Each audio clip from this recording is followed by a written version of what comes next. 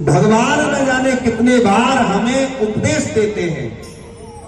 भगवान ने पहली घंटी बजाई, बालों ने कालिमा छोड़ दी, बाल सफेद हो गए। रामचरितमानस की एक बड़ी सुंदर कथा। दशरथ जी ने एक बार दर्पण देखा, पढ़िए कौशिक की कथा।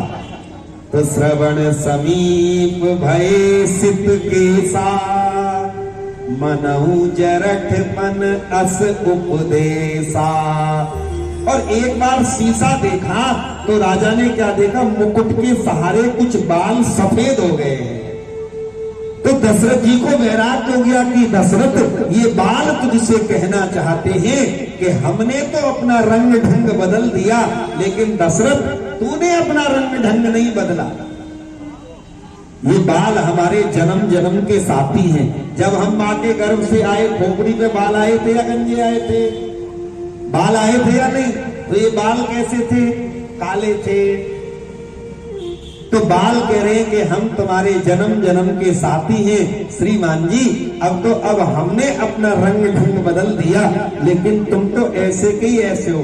बाल कहना चाहते हैं कि जवानी में तुमने बहुत काले काम किए, बहुत बेईमानी करी, बहुत गोरख धंधे करे। अब तो कम से कम काले काम करने बंद कर दो, अब तो सफेद काम करो। लेकिन नहीं करेगा, क्योंकि गोदरेज की कंपनी बंद थोड़ी हो गई है। ऐसी डाई लाएगा कि महाराज 16 साल के लड़के के इतने काले बाल नहीं होंगे जितने 80 साल के बुढ़े के होंगे। अरे बालों में काले करवा लेगो, ये जो गाल बैठ चुके इनमें का पंप से हवा भरवाएगा? अरे बुढ़ापा है, वो तो है, सबको दिखाई दे रहा है, लेकिन फिर भी कालिमा, काले धंधे नहीं छोड़ेगा। भगवान ने दूसरी घंटी बजाई, आंखों से दिखाई देना कम हो गया। बोले भैया तूने दुनिया को बहुत देखा, अब तो कम से कम अपने आपे को झांक करके देख ले।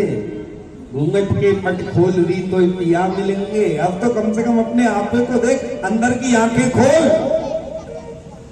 लेकिन नहीं, ऐसा लेंस फिट करवाती है मैया कि कमरे में बैठी बैठी देखती रहे कि बहू किचन में क्या कर रही है, कोई काम